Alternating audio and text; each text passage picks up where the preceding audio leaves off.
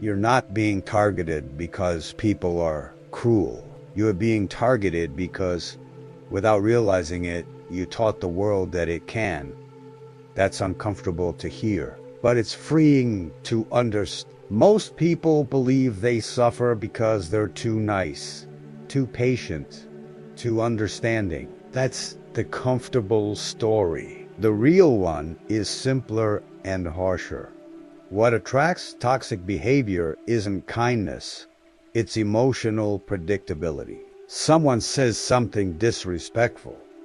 You react immediately. Your face changes. Your voice shifts. You explain. You defing. You try to prove you didn't deserve that. And in that exact moment, something is handed over. Control, not of the conversation of your inner state. Human beings learn fast. They test boundaries constantly. If someone pushes and the only consequence is your emotional disturbance, the brain records one thing: this works. And behavior that works gets repeated. This isn't personal. It's mechanical. Here's the real shock. People who are emotionally worn down aren't hurt because they re-weak. They're hurt because they react too fast. Reacting is a silent message. It says, your words matter more than they should. Calm disrupts. Non geacton confuses. Silence with posture dismantles games. Look at how children test adults, how animals test territory. The logic is the same. Where there is no consequence, there is intrusion. Maybe no one ever explained the difference between kindness and self-abandonment to you. Maybe you were praised for being easygoing, understanding, agreeable, but no one taught you that. Explaining yourself too quickly trains people how to treat you. And here's the shift. Truly strong people don't react to everything. They choose. That choice changes how the world responds to them. If this kind of clarity feels uncomfortable but familiar, consider subscribing, not as a habit, but as a quiet commitment to your own awareness. This channel isn't about pleasing. It's about waking up. In this video, you're not going to learn how to respond better. You're going to learn how to stop feeding what drains you. And it starts by understanding why your body reacts before your mind ever gets a say. This doesn't start in your mind. It starts in your nervous system. Before you have a single conscious thought, your body has already decided. A sharp comment, a dismissive tone, a look that signals rejection, and in milliseconds, your system shifts into threat mode. Breathing tightens, chest contracts. The urge to explain appears. That isn't weakness. It's biology. The human brain evolved to survive in groups.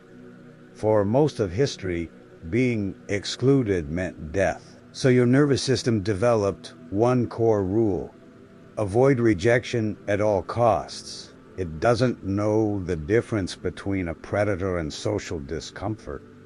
To it, tension still feels like danger. That's why you over-explain. That's why you apologize when you didn't do anything wrong. That's why you try to smooth things over even when you were disrespected. Your body is chasing safety, and it confuses safety with approval. Toxic people aren't masterminds. They don't need strategy. They simply notice who reacts, who tightens, who rushes to fix the moment. They feel where the emotional door is unlocked, and they walk in. And every time you react, the loop tightens. The brain learns through repetition. When you explain yourself, it concludes, I must justify my existence to stay safe. When you tolerate disrespect internally, it concludes, This is the price of connection. The price never stays the same. It rises. Here's what changes everything. Emotional control is not emotional suppression. It's delay. A small, intentional gap between stimulus and response. That gap is where dignity lives. Without it, you live in reflex. In reflex, you don't choose, you are chosen. And here's the paradox most people miss. The more you try to be understood, the less respect you generate. Respect doesn't come from explanation. It comes from internal coherence, from a body that doesn't beg, from a presence that doesn't chase agreement. You don't need to become cold. You don't need to confront everyone. You need to retrain your nervous system to recognize that not every provocation is a real threat. Until that happens, you'll keep mistaking peace for submission and calling exhaustion maturity. But there's a cost to maintaining this pattern, a cost that stays invisible for years until it isn't. What happens when nothing changes doesn't arrive loudly. It arrives quietly. And that's why it's dangerous. At first, you just feel tired.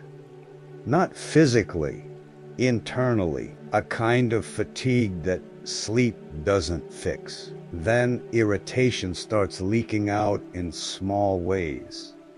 You replay conversations in your head. You imagine the boundaries you didn't set, the words you swallowed.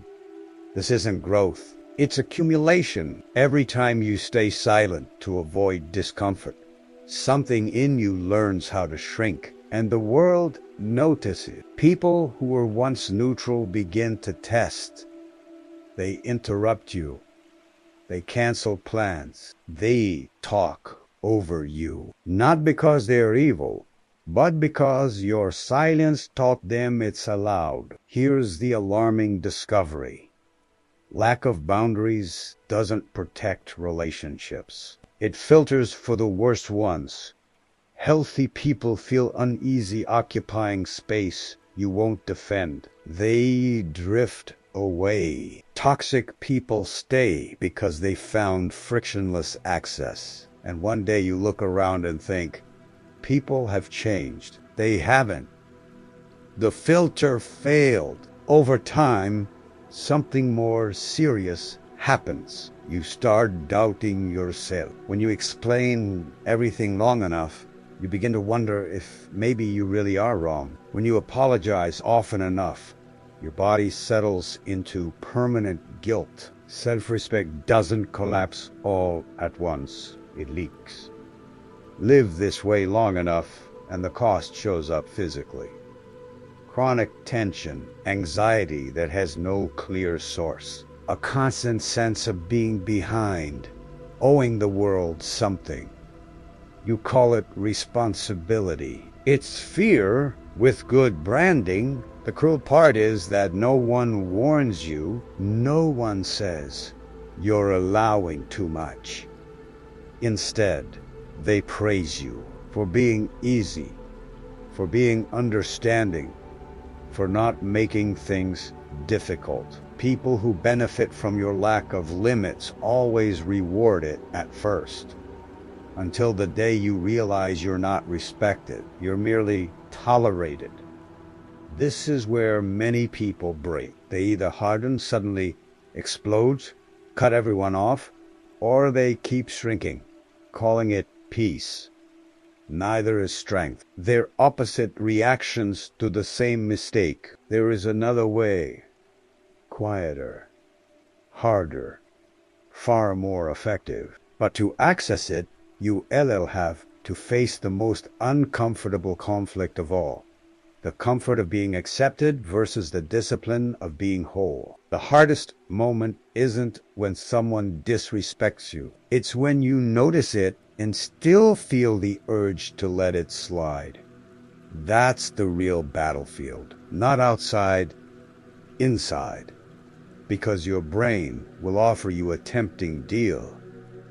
If I stay quiet, if I set a boundary, This could turn into conflict, loss, distance, and almost every time, short-term comfort wins over long-term truth. Emotional discipline doesn't hurt because it's aggressive. It hurts because it requires renunciation, renouncing the impulse to explain, renouncing the desire to be understood, renouncing the hope that if you're patient enough, people will eventually change on their own. They don't.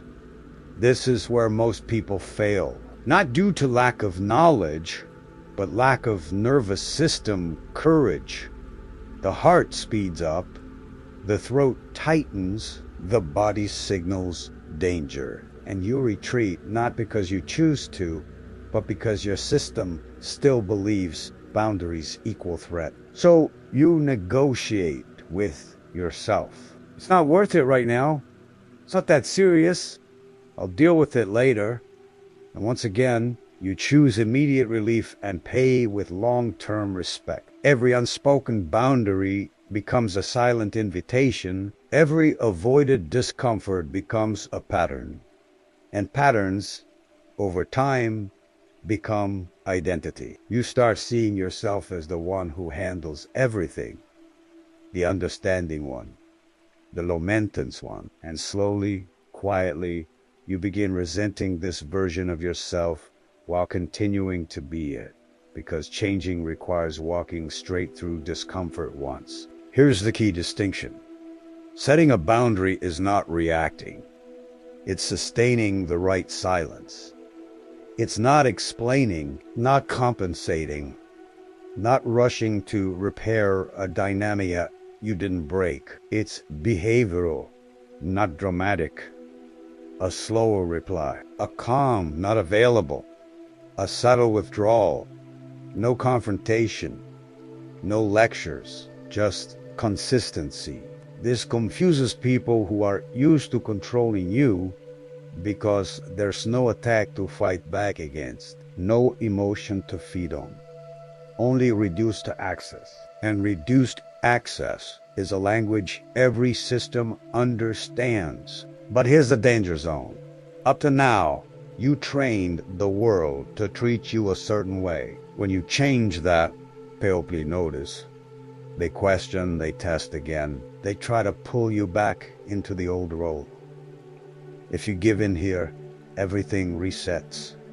If you hold, everything shifts. And that quiet holding, without anger, without explanation, is what the final chapter is about. Not as a social trick, but as a way of standing in the world. When you hold your ground, something subtle happens. Not outside, inside. You realize the world doesn't collapse when someone feels uncomfortable. Nothing breaks when you don't explain yourself. No catastrophe follows when you allow distance instead of overcompensation. And that realization rewires you. Real power isn't loud. It doesn't argue. It doesn't convince. It acts and lets reality respond. You make a choice. You stand by it. No justification. No emotional negotiation. No need for agreement. That's not stubbornness. That's alignment. Emotionally mature people sense this immediately. They adjust, their tone shifts, respect appears without being demanded. Toxic paoply, on the other hand, reveal themselves. Some push once more, others disappear quietly. Both outcomes are information, and information is freedom. Ancient wisdom understood this long before modern psychology named it in Eastern philosophy. Strength was never about domination. It was about presence. A person who is internally settled doesn't need to defend their space. Their space defends itself. When you stop trying to be liked, something unexpected happens. You become respected, because respect isn't born from pleasing. It's born from coherence. You cannot be real, and be liked by everyone. Anyone who tries pays with their peace. Being able to stand alone is not isolation. It's sovereignty. It's knowing your life doesn't depend on constant approval. When people sense that you don't need them, dynamics reverse. They approach more carefully, Mari, honest. Here's the practice. Choose one thing. Just one this week. Don't react, or don't explain, or remove access when there is disrespect. Do it once. Observe. The world responds quickly when the pattern changes. Some people will fade out. That isn't loss. It's clarity.